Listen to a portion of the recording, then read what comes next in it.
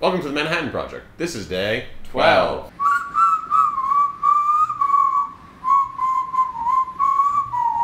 Today we went to an early advanced screening of Stephen King's It. I promise we actually went and saw it. Here's some proof.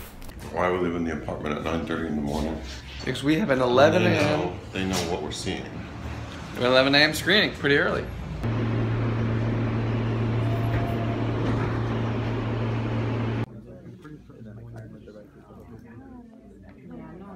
So this new adaptation of Stephen King's classic horror novel follows a group of kids trying to track down a mysterious murdering clown that seems to feed off of their fear when the main kid from the group's younger brother goes missing. That's the movie. Take a look at the trailer. If we stick together, all of us will win. Make it a wonderful day. Kill them all! Kill them all! So usually at this point in our reviews, we talk about the expectations we had going into the film, if we expect it to be good or not, and then we just jump into the review. But before we get into that, I feel like we have to address an issue that Evan and I, as YouTubers and critics, have dealt with on our original channel, The Devil's Advocates, which you can check out, before, because we see movies early a lot, and this is a thing that we have to confront before we even get into the review. Whenever you review a property like Batman or a Marvel movie or something like It, which broke the trailer view record in 24 hours, that means there's a big pre-existing fan base with a lot of anticipation. And when no one else has seen it except for a few early people, and we go out and give a reaction that might include some negative criticism, there's going to be a lot of hate based on the fact that people think we're like betraying the source material or something. It's this weird vicious cycle, which we've seen before, where we say a movie's bad before anyone else saw it and says anything about it. We get a shit ton of dislikes, I promise. That happens, guaranteed. Watch the dislike. The reviews come out, and the reviews aren't even that good for the movie. Sometimes they're really bad, like Batman vs. Superman. People see the movie, and people like the movie even less than the critics did. They just genuinely dislike. Tons of people hate it. Then they come back to our video, and we have people saying, finally, someone's speaking the truth. Why all the downvotes? And this is, again, a month later, everyone's seen the fucking movie, and it takes on this whole new context. Unfortunately, spoiler alert, it's not very good. So with that inevitable dislike counter being addressed, let's get into the review. The adaptation of Stephen King's It is a competently made movie that ultimately falters thanks to an accumulation of major issues like tonal inconsistency, scares that are never scary, completely unlikable thinly written children characters, and just a slew of jokes that are way more cringe than they ever are left. And then usually after our opening note of the movie, I say, Evan, do you agree or disagree with my analysis? I helped you write that line, so you know I agree. Although I would say now that there is a slight difference between John and I's opinions. I was more in line with some of the humor and some of the kid characters in this. I did laugh occasionally. But let's start with, I guess, some of the things that worked, and then we can go hard on the other stuff. One of the best things about this movie for me is just like, it is clearly a $40 or $50 million horror movie. They spent a lot of money on this. Not all the CGI is impeccable, but just like the prod design, locations, all that stuff, like they really didn't spare much of an expense. I guess I'll share the only thing I liked about this movie. Bill Skarsgard as Pennywise the Clown. I think he gets very generic towards the second half of the movie, especially in this, boy, this movie is long. It's 2 hours and 15 minutes. In the very bloated third act, he gets very generic. But in the first two acts, when he's just being creepy, talking to the kids kind of calmly, before he does the whole like thing you see in the trailer where he shakes his head wildly and runs at them, when he's just talking, he's kind of creepy. He's got a very interesting cadence. I think Bill Skarsgård commits to the role very well. It's something that I haven't quite seen yet, even though the like sort of role of the creepy clown has been done and overdone and beaten like a dead horse, and obviously Heath Ledger's the Joker is probably the peak that we ever gained. But he does add something to this role that I was pleasantly surprised with, especially that opening sewer scene where he talks to the little boy that you see in the trailer and he talks about the boat or whatever. So yeah, I think if you were worried about him following up Tim Curry's famous Pennywise role from the 90s, I think he does quite a good job. I think he's well cast. There's one other thing which we talked about that you at least had some reserved-like about, and I think that a lot of people who've read the book would like, which is just the very basic way that the movie handles the idea of all these kids coming together, right? There's already a core group of friends, and they keep adding members, which creates their strength in their friendship. It's very Stephen King. If you've seen, Stand By Me or whatever, the power of children's friendships as being a thing that can combat evil. We won't talk that much about the fidelity of this movie to the book, but it's pretty close. There's a lot of stuff that they keep in here. So I think fans will at least appreciate that they tried to translate stuff, but how successful were some of those ideas? Yeah, let's just get into ripping this damn thing apart, because I ultimately think this movie is quite bad. So, tonal inconsistency, that's like the huge major issue. Forget the fact that this movie is just a bland, generic, shitty horror movie with bad jokes and characters you don't care about and jump scares and the music swells and all that stuff. If it was just that, that would be fine. I have seen a number of bad horror movies. I like the genre enough that usually I can just sit through it and enjoy it. What makes this movie so much worse is that 80% of it is that isn't it funny that the kid said the F word, or is talking about his penis, or is being over-sexual? Isn't that hilarious? Or isn't it spooky that when the person on the TV says the character's name because it's actually the clown, and the music goes boom, because it's supposed to be scary? Or, oh my goodness, it's really quiet because the person's walking through the room, and then the music's going to go really loud and it's going to scare you.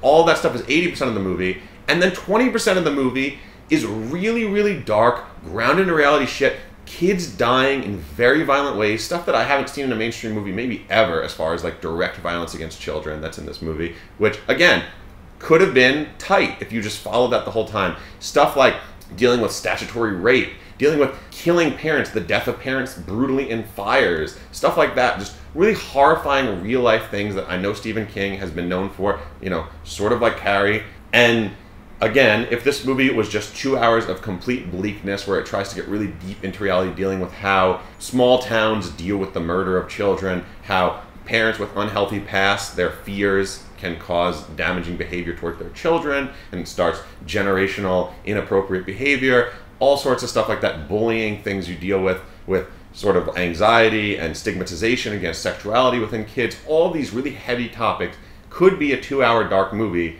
but instead you have that jumping between, like, is the dad going to rape the kid? And, like, haha, the kids are making jokes about the fat kid has titties and stuff like that. So, yeah, I think that's, like, the main huge problem with this movie, is that it's an okay, over-the-top dark film cut together with a majority really, really bad, generic, bland, shitty horror movie with characters that you just don't care about at all. Go in on it, Evan. Come in. You're tapped in. I think a big problem with this movie is the fact that it's like about 2 hours and 15 minutes. And at the beginning of the movie, to me, that felt like a good choice, because it was letting the movie stretch out a little bit. It was leaving room for some of those dark moments to have some nuance in them. There's one moment in particular with the Beverly Marsh character that I thought did a really good job at demonstrating how she feels about like her body and stuff like that. But then, when there's no scares that go along with those moments to work, is when you start to like look at your watch. Because this movie has really poor pacing. In some ways it's connected to the book, but when you make an adaptation, you should try to stretch it out better. We have like 6 characters here. Each of them gets their own little introductory scare scene with the clown. And to make there be enough room for that, those scenes have to be really short. There's not much suspense in them. It's just like, you know something scary is going to happen because the lighting changes, the music cues come in. And then after about 30 seconds of waiting, we get that release. There's no long drawn out sequences. There's no dread in the movie. There's just, you know something scary is going to happen, and then you see an image that's probably not going to fulfill how scary you think it's going to be.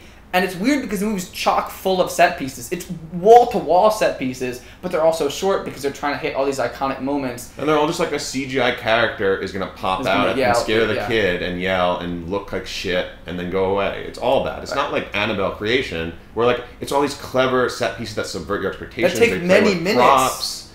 Yeah, or to develop. Tons of different reasons why they're better than this movie. Yeah. So, I've said it before, I'm not quite as down as John is on the characters with the humor, but the main thing is just, it starts out from being an interesting movie with a lot of ideas to just kind of a slog. And I think that we saw in our screening, while people did start latching on to the humor as a bigger source of enjoyment in the movie, and I think they liked the characters, people did not seem very scared by the movie. By the time the movie got to the end and was getting to like emotional catharsis and the biggest scares supposedly, people were like shifting in their seats. Were less invested in it. So I don't think our audience hated it, but there was no lack of applause was. There was no applause during the credits, and when we see a movie this early, especially a highly anticipated movie like Stephen King's It, there will be applause. And I know that half of our audience was just press and critics, but there were more than enough lay people there, and it's yeah, like Evan said, it's pretty telling. People did not like this film that much. Right. So the scare, even if you were scared in the beginning, Like, even if the clown can get you or whatever, just inherently, if like the trailer makes you scared, it has those elements,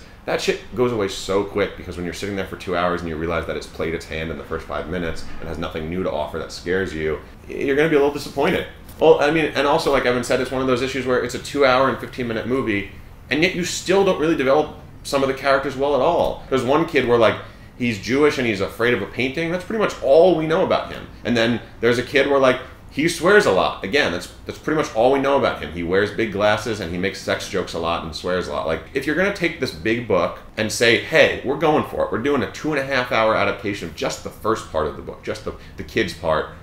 Can you at least give me characters that I care about and give me memorable moments where, like, aspects of their personal lives we understand and learn, and that distinguishes us between them, and then we can root for things with them? Movie ain't doing any of that shit. The main kid stutters and his brother's dead. That's about what we know about him. And he has a crush on a girl. So one last thing before we go. As far as major differences between the book and the movie goes, the movie makes a really poor choice. The book treats the Beverly character fine as far as being an equal member of the group, and this movie makes some choices that turn her into a completely unnecessary damsel in distress. There's more than enough motivation to make certain climactic events happen, and yet they have to take power away from her character, have to make her seem lesser than the boys, just to get the movie to a point where it easily could have gone anyway. It's not even in the book, and this movie is so faithful that I really can't see why they felt the need to make this change. It just makes it more conventional. Forget the fact if you think it's sexist or not. It just makes it be literally more predictable. Then it's also sexist, and it betrays the book, so I don't think anyone's going to like that choice. So yeah, in my closing thoughts, in case it wasn't clear earlier, I do really like the dynamics of the kids coming together and having their, like, friend group grow throughout the movie, which really plays into the theme of, like, strength in numbers and learning to be more comfortable with yourselves because you're more comfortable with you around each other, and, like, finding your unit, and, like, not being afraid of, like, being extroverted and stuff like that. And like the kid says in the trailer, like, when you're a child you think that you have isolation and you're safe, but really you're not. And I like those themes, that message, and the way the movie handles some of that, which seems to be taken straight from the source material, which is, I'm sure, better than this. I haven't read the book, Evan has. But I pretty much don't like anything else in the movie. I highly suggest you steer clear of it. Just go see Annabelle Creation again if you haven't already. Boy, is that a better horror movie. Jesus Christ, this doesn't deserve your time or money. That's my thought. So, regarding It, the book, and It, the movie, I don't want to go into all the differences, but we do have a weird situation where the book came out in, like, 1987 or 1988, and has influenced pop culture greatly, and then only now are we getting this really big screen adaptation. So certain ideas that probably seem fresh in the book, it's weird seeing it now in the movie and them feeling potentially stale. That being said, there's some great moments in the book that if you're a fan, I think you'll be completely happy to see on screen. I think you'll be like, wow, I can't believe they even did it, let alone did it pretty well. I would say overall, if you're a fan of the book, you'll probably be less disappointed by it. But if you're not a fan of the book, then this movie's probably not going to convert you because it is, at best, competent, at worst, kind of a mess. Normally I give a metaphor about what my opinion is. But we already kind of went in on this. I don't know. It's just, as you can tell, we didn't like it that much. It's not scary. You guys think it's going to be scary because you saw the trailer and it's got a clown in it and there's bloody balloon. It's not scary. We can both say that. Forget the adaptation of the book. Forget the themes. Forget the performances. Forget the writing. The way it's directed, the way it's shot, the way it's edited is not scary enough for a horror movie that's trying to be scary. Thanks so much for watching. This is The Manhattan Project. We review a new movie every single day and post on this channel. So if you want to hear more of our opinions about movies that we actually liked or also didn't like, come back, please subscribe. Because we're going to do another one tomorrow. And then the next day. And then the next day. And then the next day.